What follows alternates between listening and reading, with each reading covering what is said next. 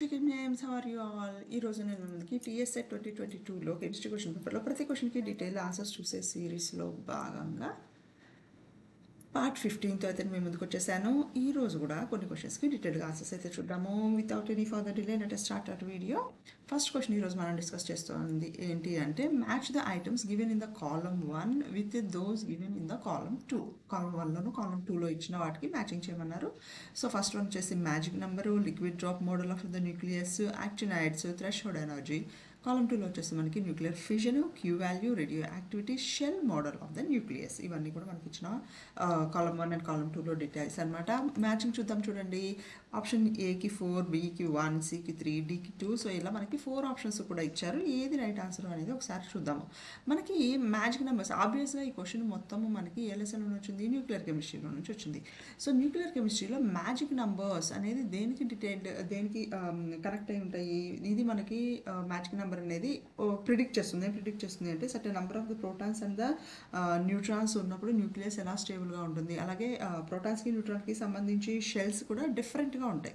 అంటే మనకి ఏ వచ్చేసి షెల్ మోడల్ ఆఫ్ ది న్యూక్లియస్కి డీటెయిల్ చేస్తుంది అనమాట మనకి. ఓకేనా? In terms of energy levels ఈ షెల్ మోడల్ కూడా మనకి ఎలా ఉంటుందంటే ఎనర్జీ లెవెల్స్ ఉంటాయి. ఆ ఎనర్జీ లెవెల్స్లో ఎన్ని ప్రోటాన్స్ ఉంటాయి, ఒక్కొక్క ఎనర్జీ లెవెల్లో ఎన్ని న్యూట్రాన్స్ ఉంటాయి ఇండిపెండెంట్గా. అలాగే అవి స్టెబిలిటీ లెవెల్లో కనుక ఉన్నప్పుడు ఎంత స్టేబుల్ అనేది అయితే చూపిస్తుంది.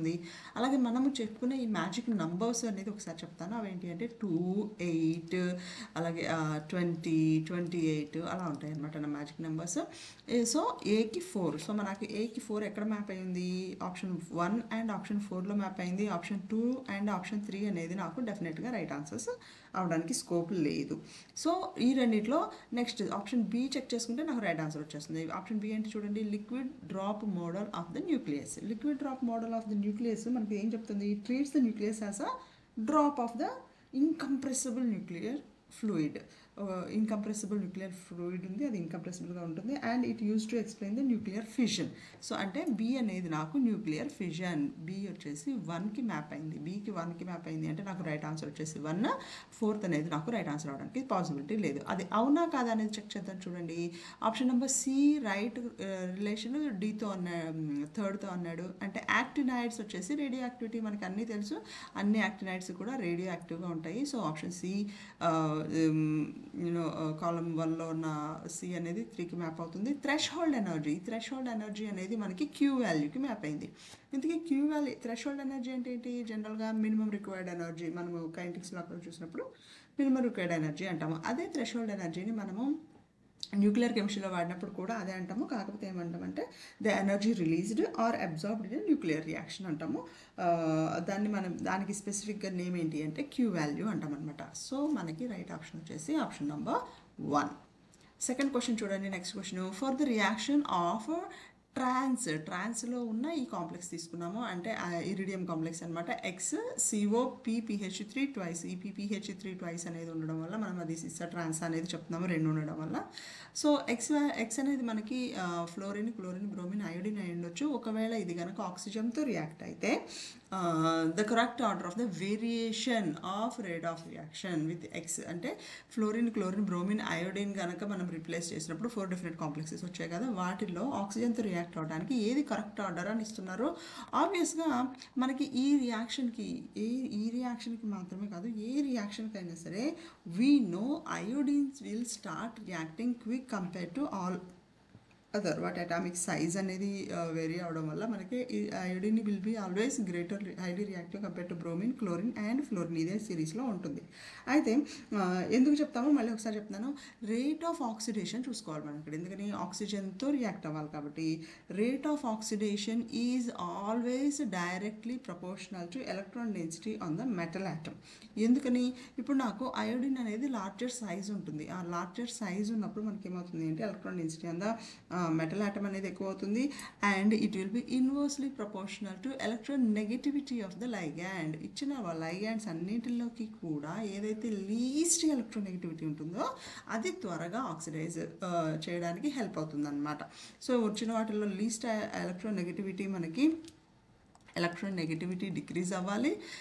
దాంతో పాటుగా మనకేమవ్వాలి, electron density on metal atom అనేది ఇంక్రీజ్ అవ్వాలి. సో అప్పుడు మనకి రేట్ ఆఫ్ ద ఆక్సిడేషన్ అనేది ఇంక్రీజ్ అవుతుంది. ఎందుకని మనం ఇది ఆక్సిడేటివ్ ఎడిషన్ చేస్తున్నాం కాబట్టి. సో రైట్ ఆప్షన్ ఆబ్వియస్గా మనకి సేమ్ అదే లాజిక్తో మనకు వచ్చిన ఆన్సర్ అనమాట. Iodine is greater than bromine, chlorine and fluorine. Next question చూద్దాం చూడండి. The order of the increasing Bronsted acidity for boron hydrides. Boron hydrides మనకి తెలుసు. వాటిలో ఇంక్రీజింగ్ బ్రాన్స్టెడ్ బ్రాన్స్టెడ్ ఎసిడిటీ అంటున్నాము. బ్రాన్స్టెడ్ యాసిడ్ బేస్ థియరీ ప్రకారం acidity గురించి మాట్లాడుతున్నాం అనమాట. సో ఈ Bronsted acidity will be determined statistically. ఎలా చెప్తామా అంటే stability of the conjugate base formed after the deprotonation. మనం ఒక యాసిడ్ అంటే ఏం చెప్తాము, విచ్ కెన్ డొనేట్ H+. ఏది త్వరగా H+ డొనేట్ చేస్తే దానికి ఎక్కువ ఎసిడిటీ ఉన్నట్టు చెప్తాము. సో దీన్ని ఎలా చెప్తాము అంటే బ్రాన్స్టెడ్ ఎసిడిటీ అనేది మనం H+ డొనేట్ చేసిన తర్వాత ఫామ్ అయ్యే కాంప్లెక్స్ ఉంటుంది కదా, దానికి సంబంధించిన బేసిసిటీని బట్టి చెప్తాము. ఓకేనా. బ్రాన్స్టెడ్ ఎసిడిటీ అనేది స్టెబిలిటీ ఆఫ్ కాంజుగేట్ బేస్ని బట్టి చెప్తాము. ఎక్కువ కాంజుగేట్ బేస్ ఎక్కువ స్టేబుల్ ఉంటే అది మనకి త్వరగా H+ని బయటకి ఇస్తుంది అని అర్థం. అంటే మనకి ఈ లాజిక్ ప్రకారం చూసినప్పుడు acidity will increase with increase in the size of cluster. So cluster size ఎప్పుడైతే పెరుగుతుందో అప్పుడు ఎసిడిటీ పెరుగుతుంది. ఎందుకని మనకి negative charge on the cluster can be delocalised. ఎక్కువ స్పేస్ మనకి అవైలబుల్ ఉంటే బ్రాన్స్టెడ్ బోరాన్ హైడ్రైడ్స్లో ఎక్కువ స్పేస్ కనుక అవైలబుల్ ఉంటే ఈ అవైలబుల్ స్పేస్లో నెగిటివ్ ఛార్జ్ కనుక ఉంటే అది మనకి ఎక్కువ స్టేబుల్గా ఉంటుంది. అలాగే మేకింగ్ అయన్ మోర్ స్టేబుల్. అలా స్టేబుల్గా ఉంటే మనకేమవుతుంది, ఎసిడిటీ బ్రాన్స్టెడ్ బేస్ అంటున్నాం కదా, దీని స్టెబిలిటీ ఎక్కువ ఉంటే దాని ఎసిడిటీ ఎక్కువ ఉంటుంది అనమాట. సో దేనికి ఎక్కువ సైజ్ ఉంటుందో ఆబ్వియస్గా 5, 6, 10 B5, B6, B10లో చూసుకున్నప్పుడు ఆబ్వియస్గా B10కి అన్నిటికంటే హైయెస్ట్ ఉంటుంది, B6కి నెక్స్ట్ ఉంటుంది, B5కి అన్నిటికంటే తక్కువ ఉంటుంది. సో ఇక్కడ కూడా మనకి right answer, direct answer option number 1 అవుతుంది అనమాట. నెక్స్ట్ క్వశ్చన్ చూద్దాం చూడండి. డిఆక్సీహెమోసైనిన్. ఈ డిఆక్సీహెమోసైనిన్ అనేది ఏంటి అనేది అయితే అడుగుతున్నారు అనమాట. ఇచ్చిన ఆప్షన్స్ ఒకసారి చూద్దాము.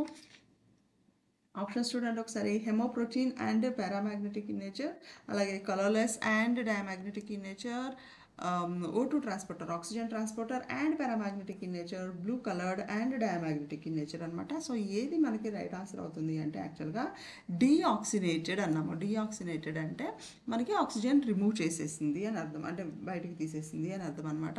సో ఈ హెమోసైనిన్ అనేది కాపర్ కంటైనింగ్ ప్రోటీన్. యాక్చువల్గా దీంట్లో కాపర్ ఉంటుంది ఈ ప్రోటీన్లో. దీనిలో ఇది ట్రాన్స్పోర్ట్ చేస్తుంది యాక్చువల్గా ఆక్సిజన్ని కొన్ని ఇన్వర్టెబ్రాస్ మాత్రమే చేస్తుంది, అన్నిసార్లు చేయదనమాట. సో O2 ట్రాన్స్పోర్టర్ అని మనం చెప్పడానికి రాంగ్ ఏం కాదు. Actually it can be considered as O2 transporter. అయితే మనకి కాపర్ అనేది ఆక్సిడేషన్ స్టేట్ Cu+లో ఉంటుంది. డిఆక్సీ కాబట్టి Cu+లో ఉంటుంది. సో ఎప్పుడైతే Cu+లో ఉంది, దీనికి సంబంధించిన ఎలక్ట్రానిక్ కాన్ఫిగరేషన్ వచ్చేసి మనకి D10 కాన్ఫిగరేషన్ ఉంది. ఎప్పుడైతే మనకి ఇది D10 కాన్ఫిగరేషన్ ఉందో completely filled D configuration, so no unpaired electrons. So ఎప్పుడైతే నో అన్పేర్డ్ ఎలక్ట్రాన్స్ ఉన్నాయో మనకి అది డయామాగ్నెటిక్ అవుతుంది. ఎందుకని పారామాగ్నెటిక్ అవ్వాలంటే అట్లీస్ట్ ఒక అన్పేర్డ్ ఎలక్ట్రాన్ అన్నా ఉండాలి, కానీ కంప్లీట్లీ ఫిల్డ్ కాన్ఫిగరేషన్ ఉంది కాబట్టి అది డయామాగ్నెటిక్. కానీ ఇక్కడ మనకి ఆప్షన్లో ఇచ్చింది పారామాగ్నెటిక్ కాబట్టి మనం ఈ ఆప్షన్ని రైట్ అని చెప్పలేము. సో నెక్స్ట్ ఏంటి, డయామాగ్నెటిక్ అనేది ఈ రెండిట్లో ఉంది. సో నాకు ఫస్ట్ ఆప్షన్ కూడా నేను రైట్ అనడానికి లేదు. సో సెకండ్ అండ్ ఫోర్త్లో నాకు రైట్ ఆన్సర్ ఏంటి అంటే సెకండ్ ఆప్షన్ అనమాట. ఎందుకు సెకండ్ ఆప్షన్ అంటే నాకు Cu+ ఆక్సిడేషన్ స్టేట్లో ఉంది డిఆక్సీ హెమోగ్లోబిన్, అది నాకు కలర్లెస్గా ఉంటుంది.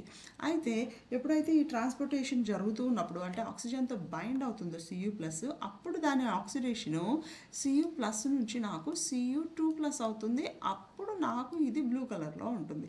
సో అప్పుడు Cu2+గా ఉన్నప్పుడు blue colour and diamagnetic in nature అనుకోవచ్చు. కానీ ఇప్పుడు డిఆక్సీ హెమోసైనిన్ అన్నాడు కాబట్టి నాకు అది కలర్లెస్ అండ్ డయామాగ్నెటిక్ అవుతుంది అనమాట. సో నెక్స్ట్ క్వశ్చన్ చూద్దాం చూడండి. The oxidizing power of chromium O4 2-, MnO4 2-, and FeO4 2- follows the order. వీటన్నిటికి సంబంధించి ఆక్సిడైజింగ్ పవర్ ఏది లైక్ ఇంక్రీజింగ్ ఆర్డర్ అని అడుగుతున్నారు అనమాట. మూడు కాంప్లెక్సెస్ ఇచ్చారు, వాటికి సంబంధించిన ఆర్డర్ అడుగుతున్నారు. సో ఎప్పుడైనా సరే మనము ఆక్సిడైజింగ్ పవర్ అంటే పక్కవాడిని ఆక్సిడైజ్ చేయాలి అంటే ఇదేం చేయాలి, లైక్ ఇది ఎలక్ట్రాన్స్ని ఏదర్ రెడ్యూస్ చేసి it should get reduced it self. అంటే ఇది ఎలక్ట్రాన్స్ని తీసుకోవాల్సి ఉంటుంది. సో అది ఎలక్ట్రాన్స్ తీసుకుంటుందా లేదా తెలుసుకోవాలి అంటే మనం ముందు ఆక్సిడేషన్ స్టేట్స్ కనుక్కుందాం. క్రోమియం 4(2)-కి సంబంధించిన ఆక్సిడేషన్ మనకి ఎంత వస్తుంది, క్రోమియంకి సంబంధించిన ఆక్సిడేషన్ క్యాల్కులేట్ చేయడం వచ్చు కదా మనకి. క్రోమియంది ఎక్స్ అనుకుంటే ఎక్స్ ప్లస్ 4 × -2 = -2 అంటే మనకి ఎక్స్ ఈక్వల్ టు ఎంత వస్తుంది, ఆప్షన్ మనకి +6 వస్తుంది అనమాట. అంటే క్రోమియంకి ఆక్సిడేషన్ స్టేట్ +6, ఎంఎన్కి కూడా ఆక్సిడేషన్ స్టేట్ +6, అలాగే ఐరన్కి కూడా ఆక్సిడేషన్ స్టేట్ +6. నేను డైరెక్ట్గా రాసిస్తాను, మీరు కావాలంటే ఇలా ఈ ఫార్ములా ప్రకారం క్యాలిక్యులేట్ చేసుకోవచ్చు. 4 ఎందుకు పెట్టాను, నెంబర్ ఆఫ్ ఆక్సిజన్స్ 4 కాబట్టి 4, ఒక ఆక్సిజన్కి ఆక్సిడేషన్ స్టేట్ -2 కాబట్టి -2 తీసుకున్నాను అనమాట. ఓకే, సో ఇప్పుడు నాకు మెటల్స్ అన్నిటికీ కూడా ఆక్సిడేషన్ స్టేట్ +6 ఉంది. అయితే స్టేబుల్ ఆక్సిడేషన్ స్టేట్స్ ఏంటి అనేది ఒకసారి చూద్దాము. నేను Cr3+ తీసుకుంటున్నాను. ఈ Cr3+ అనేది నాకు అలాగే Mn+6 అనేది Cr6+ అనేది Mn6+ అనేది అలాగే Fe6+ అనేది స్టేబుల్ అవునా కాదా అని ఒకసారి చూద్దాము. తర్వాత అవి ఎంత స్ట్రాంగ్గా రెడ్యూస్ అవుతాయి ఏంటి అనేది చూద్దాం. యాక్చువల్గా Cr6+ అనేది నాకు very stable but can be reduced to +3. ఇది నాకు +3కి రెడ్యూస్ అవ్వచ్చు. అంటే ఇట్ కెన్ గెయిన్ 3 ఎలక్ట్రాన్స్. ఇది 3 ఎలక్ట్రాన్స్ లాక్కోవడానికి ఓకే, కొంచెం ఓకే కంఫర్టబుల్గా ఉంటుంది. Mn6+ అనేది నాకు లెస్ స్టేబుల్. యాక్చువల్గా ఇది నాకు మోర్ స్టేబుల్. ఓకేనా. సో ఈ Mn6+ లెస్ స్టేబుల్ అంటే దీనికి మోర్ స్టేబుల్ ఏంటి, దీనికి నాకు మోర్ స్టేబుల్ 2 ఆక్సిడేషన్ స్టేట్స్ ఉన్నాయి. ఒకటి +7 ఆక్సిడేషన్ స్టేట్ ఉంది, ఒకటి +2 ఉంది. అంటే it can reduce also, it can oxidise also. ఒకవేళ ఇది కనుక రెడ్యూస్ అయితే నాకు 4 ఎలక్ట్రాన్స్ ఇది తీసుకోవాల్సి ఉంటుంది. సో అది కూడా నాకు స్టేబుల్. +7 ఒక ఎలక్ట్రాన్ బయటకి ఇవ్వడానికి ఉంటుంది, అది కూడా నాకు స్టేబుల్గానే ఉంటుంది. Fe6+ మాత్రం నాకు వెరీ హైలీ అన్స్టేబుల్. ఎందుకని అన్స్టేబుల్, నాకు Fe6+ అనేది అస్సలు అన్స్టేబుల్. నాకు ఓన్లీ 2 పాసిబిలిటీస్ ఉన్నాయి ఆక్సిడేషన్ స్టేట్కి. దీనికి ఏమున్నాయి, ఒకటి +2 ఆక్సిడేషన్ స్టేట్ స్టేబుల్ ఉంటుంది ఐరన్కి, అలాగే +3 ఆక్సిడేషన్ స్టేబుల్గా ఉంటుంది. సో నాకు Fe6+ అనేది డెఫినెట్గా రెడ్యూస్ అవ్వాలి. ఎందుకని ఏదర్ 4 ఎలక్ట్రాన్స్ గెయిన్ చేసుకుని +6 అవ్వాలి, +6 నుంచి +2 అవ్వాలి, ఆర్ 3 ఎలక్ట్రాన్స్ గెయిన్ చేసుకుని +6 నుంచి +3 అవ్వాలి. So it will definitely undergo reduction. ఇది రిడక్షన్గా డెఫినెట్గా అండర్గో అవ్వాలంటే it will act as a oxidizing agent. అంటే దీని ఆక్సిడైజింగ్ పవర్ చాలా ఎక్కువ ఈ రెండింటితో కంపేర్ చేసినప్పుడు. సో నాకు ఇచ్చిన ఆప్షన్స్లో ఐరన్కి హైయెస్ట్ ఆక్సిడేషన్ పవర్ ఎక్కడ చూపిస్తున్నాము, ఆప్షన్ నెంబర్ 1లో చూపిస్తున్నాము. CrO2- అనేది నాకు ఎక్కువ స్టేబుల్గా ఉంది కాబట్టి అది మూవ్ అవ్వకపోయినా పర్లేదు. సో దాని ఆక్సిడైజింగ్ పవర్ చాలా తక్కువ ఉంటుంది. MnO4 నాకు ఆక్సిడైజ్ అవ్వచ్చు, రెడ్యూస్ అవ్వచ్చు, 2 పాసిబిలిటీస్ ఉన్నాయి కాబట్టి ఇది సెకండ్లో ఉంది.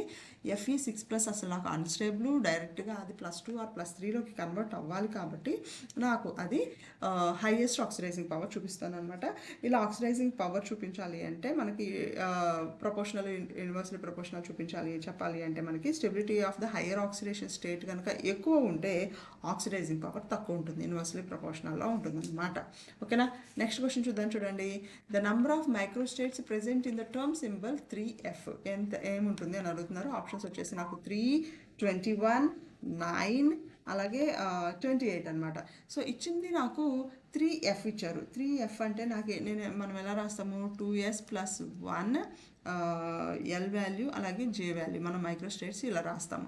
సో ఇచ్చిన దానిలో దీన్ని కరస్పాండింగ్గా చూసినప్పుడు 2s+1 = 3 ఇచ్చేసారు. అండ్ ఎల్ వాల్యూ ఎంతైతే నాకు ఎఫ్ అనే టర్మ్ వస్తుంది, ఎల్ వాల్యూ కనుక 0 అయితే నాకు టర్మ్ వచ్చేసి ఎస్ వస్తుంది. ఎల్ వాల్యూ కనుక 1 అయితే పి వస్తుంది. ఎల్ వాల్యూ కనుక 2 అయితే డి వస్తుంది. ఎల్ వాల్యూ కనుక 3 అయితే నాకు క్యాపిటల్ ఎఫ్ వస్తుంది. సో ఎల్ వాల్యూ నాకు ఎంత ఇచ్చినట్టు, ఎల్ వాల్యూ అనేది నాకు 3 ఇచ్చినట్టు కదా ఎఫ్కి కరస్పాండింగ్గా. సో ఇప్పుడు నాకు నంబర్ ఆఫ్ మైక్రోస్టేట్స్ కావాలి అంటే ఫార్ములా చూడండి, number of microstates equal to 2s+1 into 2l+1. So 2s+1 value నాకు ఆల్రెడీ తెలుసు, 3 ఇంటూ 2l+1 అంటే ఎంత, 2 × 3 + 1. So 3 × 2 × 3 6 + 1 7, 2 × 7 which is 21. సో మనకి రైట్ ఆన్సర్ వచ్చేసి ఆప్షన్ నెంబర్ 2 అనమాట, with 21 microstates present. Okay, next question చూద్దాం. చూడండి, నెక్స్ట్ క్వశ్చన్ వచ్చేసి the number of PS and PP bonds in the compound P4S3 are respectively. P4S3లో నాకు నంబర్ ఆఫ్ బాండ్స్ ఎన్ని ఉన్నాయి ఏంటి అనేది అయితే అడుగుతున్నారు అనమాట. ఎన్ని ఉంటాయి నంబర్ ఆఫ్ బాండ్స్ అనేది కనుక మనం చూడాలి అంటే ఒకసారి ఆప్షన్స్ చూద్దాము. 6 and 3 అంటే పిఎస్ బాండ్స్ 6, పీపీ బాండ్స్ 3 ఉన్నాయి అంటున్నారు. 4 and 3 అలాగే మనకి 3 and 6 and 4 ఫోర్త్ ఆప్షన్ వచ్చేసి 6 and 2. సో ముందు స్ట్రక్చర్ ఎలా ఉంది చూద్దాము. 3 సల్ఫర్స్ ఉన్నాయి, 4 ఫాస్ఫరస్ ఉన్నాయి. సో ఇవి స్ట్రక్చర్ చూద్దాం. చూడండి, పి, అలాగే ఇక్కడ ఒక పి, ఇక్కడ ఒక పి, పైన ఒక పి. ఓకే, సో అలాగే మధ్యలో నాకు సల్ఫర్స్ ఉంటాయి. సల్ఫర్స్ ఎక్కడ ఉంటాయంటే మధ్యలో ఉంటాయి అన్నమాట. ఇక్కడ నుంచి ఎస్ ఎస్ ఎస్. సో ఇప్పుడు నేను PS bonds PP bonds represent చేయాలి. పిఎస్ బాండ్స్ని పిఎస్ బాండ్స్ ఎన్ని ఉన్నాయి చూడండి. ఈపీకి 1 2 3 4 5 6 బాండ్స్ ఉన్నాయి. నాకు పిఎస్ బాండ్స్ 6 ఉన్నాయి. సో ఆప్షన్స్ నెంబర్ నాకు 1 or 4 రైట్ ఆన్సర్స్ అవుతాయి. ఆప్షన్ నెంబర్ 2 and 3 అనేది నాకు రైట్ ఆన్సర్స్ కాదు. ఇప్పుడు నాకు పీపీ బాండ్స్ ఎన్ని ఉన్నాయో చూద్దాం. చూడండి, పీకి బాండ్స్. సో ఇక్కడ నాకు ఈ ఫాస్ఫరస్కి మిగిలిన ఏ పీతోనూ బాండ్ లేదు. సో ఈపీకి 1, ఇది ఒక 2, అలాగే ఈపీకి మధ్యలో బాండ్ 3. సో పీపీ బాండ్స్ నాకు 3 ఉన్నాయి, పిఎస్ బాండ్స్ నాకు 6 ఉన్నాయి. సో రైట్ ఆన్సర్ వచ్చేసి నాకు ఆప్షన్ నెంబర్ 1 అనమాట. మనకి స్ట్రక్చర్ తెలిస్తే మనం రైట్ ఆన్సర్ రాసేయగలుగుతాము. నెక్స్ట్ క్వశ్చన్ చూద్దాం. చూడండి, Helmholtz model represents dash model. ఏ మోడల్ చెప్తుంది అని అడుగుతున్నారు. ఆప్షన్స్ చూద్దాము. డిఫ్యూజ్డ్ లేయర్ మోడలా, ఫిక్స్డ్ లేయర్ మోడలా, half diffused and half fixed layer మోడలా, ఆర్ ఎలక్ట్రోఫోర్సిస్ అనేది అడుగుతున్నారు అనమాట. సో ఈ హెల్మ్హోల్ట్జ్ మోడల్ అనేది ఏం రిప్రజెంట్ చేస్తుంది? దీన్ని హెల్మ్హోల్ట్జ్ పెరిన్ మోడల్ అని కూడా అంటాము. Helmholtz Perrin. ఈ మోడల్లో మనం ఏం చెప్తాను అనమాట, simplest representation of the electrical double layer గురించి మాట్లాడతాము. అయితే ఇక్కడ మనకి డబుల్ లేయర్ అనేది చెప్పలేదు. Half diffused half fixed layer ఏంటి అనేది ఒకసారి చూద్దాము. అదేమవుతుంది అంటే ఎలక్ట్రికల్ డబుల్ లేయర్ అనేది are 2 parallel layers of the charge, 2 parallel layers of the charge గురించి చెప్తాం అనమాట. అయితే లేయర్ 1 మనకి ఏముంటుంది అంటే charge on the electrode surface. ఒక ఎలక్ట్రోడ్ సర్ఫేస్ ఉంటుంది కదా, ఆ సర్ఫేస్ మీద ఏ ఛార్జ్ ఉంటుంది అని లేయర్ 1 మాట్లాడుతుంది. లేయర్ 2 అనేది మనకి oppositely charged ions in the solution that are assumed to be rigidly attached to or fixed at a specific distance from the electrode. ఈ ఎలక్ట్రోడ్ నుంచి ఒక స్పెసిఫిక్, ఇది లేయర్ 1, ఇది లేయర్ 2 అనుకుంటే, ఈ లేయర్ 1 ఏమో ఎలక్ట్రోడ్ సర్ఫేస్ మీద ఉన్న ఛార్జ్, ఈ లేయర్ 2 అనేది సొల్యూషన్ ఆర్ ఎలక్ట్రోలైట్లో ఉన్న ఆపోజిట్లీ, అంటే ఇది ఒకవేళ పాజిటివ్ ఛార్జ్ అయితే అది నెగిటివ్ ఛార్జ్, ఇది నెగిటివ్ ఛార్జ్ అయితే అది పాజిటివ్ ఛార్జ్ అనమాట. Oppositely charged ions which are considered to be rigidly sticked to this first layer. So rigidly fixed structure అంటున్నాం కాబట్టి మనకి రైట్ ఆన్సర్ వచ్చేసి ఫిక్స్డ్ లేయర్ అనమాట. ఎందుకంటే అవి మూవ్ అవ్వట్లేదు, రిజిడ్గా ఉన్నాయి, చాలా స్ట్రాంగ్గా అటాచ్ అయి ఉన్నాయి అని మాట్లాడుతున్నాం కాబట్టి హెల్మ్హోల్ట్జ్ పెరిన్స్ మోడల్ మనకి ఫిక్స్డ్ లేయర్స్ గురించి మాట్లాడుతుంది. ఓకేనా, నెక్స్ట్ క్వశ్చన్ చూద్దాం. చూడండి, ఫర్ ద మాలిక్యూల్ BF4 అనేది టెట్రా బ్రోమో కార్బన్ అనేది మీథేన్ అనేది the number of peaks comprise the cluster for the molecular ion will be one of the following. మనకి క్లస్టర్ అనేది ఎలా ఉంటుంది అని చెప్తున్నారు అన్నమాట, అడుగుతున్నారు. 1:1:1:1:1 ఆర్ 1:2:2:1 1:4:6:4:1 1:3:4:3:1 ఎలా రిప్రజెంట్ చేస్తాము ఏంటి అనేది అయితే క్వశ్చన్ అనమాట. అయితే దీనిలో మనకి చాలా సింపుల్గా చెప్పొచ్చు. ఎలా చెప్పొచ్చు అంటే మనకి దీనిలో ఐసోమర్స్, బ్రోమిన్కి ఏమేమి ఐసోమర్స్ పాసిబుల్ అనేది ఒకసారి చూద్దాము. బ్రోమిన్కి ఏమేమి ఐసోమర్స్ పాసిబుల్? మనకి 2 types ఆఫ్ ఐసోమర్స్ పాసిబుల్. ఏంటి ఆ 2 types ఆఫ్ ఐసోమర్? బ్రోమిన్కి సంబంధించిన అటామిక్ మాసెస్ కనుక మనం చెక్ చేస్తే బ్రోమిన్కి సంబంధించిన అటామిక్ మాసెస్ 79 అవైలబుల్, ఐసోమర్స్ కాదు, ఐసోటోప్స్. బ్రోమిన్కి సంబంధించిన 79 అటామిక్ మాస్ పాసిబుల్, అలాగే 81 అటామిక్ మాస్ కూడా పాసిబుల్ అనమాట. ఈ రెండింటికి సంబంధించిన కాంబినేషన్ అనేది మనం చూసుకోవాల్సి ఉంటుంది అనమాట. ఈ కాంబినేషన్ అనేది ఏ కాంబినేషన్లో ఉంటుందో దాన్ని బట్టి. అంటే ఇక్కడ నాకు మాలిక్యూల్స్ BR4 ఉంది కాబట్టి నేను దీన్ని BR అనుకుందాము, దీన్ని BR స్టార్ అనుకుందాము. సో CBR4లో నాకు CBR4 అంటే డైరెక్ట్గా ఓన్లీ BRలు ఉన్నాయి అనుకుంటున్నాను. ఇది వన్ పాసిబిలిటీ. సెకండ్ పాసిబిలిటీ వచ్చేసి నాకు CBR3 వచ్చేసి ఒక BR స్టార్ ఉండొచ్చు, అంటే ఒక ఐసోటోప్ ఉంది. అలాగే థర్డ్ పాసిబిలిటీ వచ్చేసి వచ్చేసి BR2 అలాగే BR2 స్టార్ ఐసోటోప్స్ రెండు ఉన్నాయి. అలాగే ఫోర్త్ వన్ వచ్చేసి ఒక ఒక BR3 స్టార్. అలాగే ఫిఫ్త్ వన్ వచ్చేసి BR4 స్టార్. 5 పాసిబిలిటీస్ ఉన్నాయన్నమాట. ఈ 5 పాసిబిలిటీ కరస్పాండింగ్గా మనకి 5 ఉన్నాయి. సో ఆబ్వియస్గా మనము ఇది 5 చూస్తుంటాం. సో వీటి కరస్పాండింగ్గా మనకి 5 పీక్స్ ఉంటాయన్నమాట ఇన్ ద మాస్ స్పెక్ట్రమ్లో ఉంటాయి. అయితే ఈ మాస్ స్పెక్ట్రమ్కి సంబంధించిన పీక్స్కి సంబంధించిన ఇంటెన్సిటీస్ కనుక్కోమన్నారు కదా. ఇంటెన్సిటీస్ మనం కనుక్కోవాలి అంటే అకార్డింగ్ టు బైనామియల్ థియరం వెళ్తాము.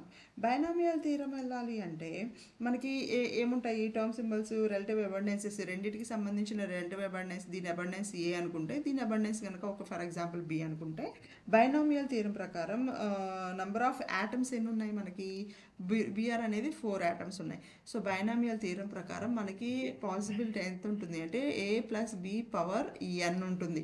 A అంటేనేమో అబండెన్స్ ఆఫ్ బ్రోమిన్ 79, B అంటేనేమో అబండెన్స్ ఆఫ్ బ్రోమిన్ 81. అలాగే N అనేది ఏంటి అంటే మనకి నంబర్ ఆఫ్ యాటమ్స్, అంటే నంబర్ ఆఫ్ బ్రోమిన్ యాటమ్స్. ఎన్ని ఉన్నాయి నంబర్ ఆఫ్ బ్రోమిన్ యాటమ్స్? 4. అంటే నాకు ఇది ఏమవుతుందంటే A+B⁴ అవుతుందన్నమాట. సో ఇది నాకు 4 టర్మ్స్తో నేను కనుక ఇది తీసుకుంటే నేనేం రాయొచ్చు, ఫార్ములా రేపండి. A+B⁴ 1 × A⁴, 1 ఎందుకు తీసుకున్నానో చెప్తాను, plus 4 × A³ B plus 6 × A²B² plus 4 × AB³ plus 1B⁴. So ఇక్కడ నాకు ఈ కాన్స్టెంట్స్ తీసుకోవాలన్నమాట. నేను ఈ కాన్స్టెంట్స్ నాకు ఎబిలిటీ మనకి intensities of the relative intensities of the peaks అవుతాయి. ఏమున్నాయి, 1:4:6:4:1, 1:4:6:4:1. సో ఇది నాకు రైట్ ఆన్సర్ అవుతుందన్నమాట. సో రైట్ ఆప్షన్ వచ్చేసి నాకు ఆప్షన్ నెంబర్ 3 అవుతుంది. That's all for today's video. ఈ వీడియో కనుక మీకు నచ్చింది, ఇన్ఫర్మేటివ్గా అనిపించింది అంటే తప్పకుండా లైక్ చేయండి, షేర్ చేయండి, మన ఖుషికం ఛానల్ని సబ్స్క్రైబ్ చేయండి. See you all with another informative video. Till then keep watching ఖుషికం.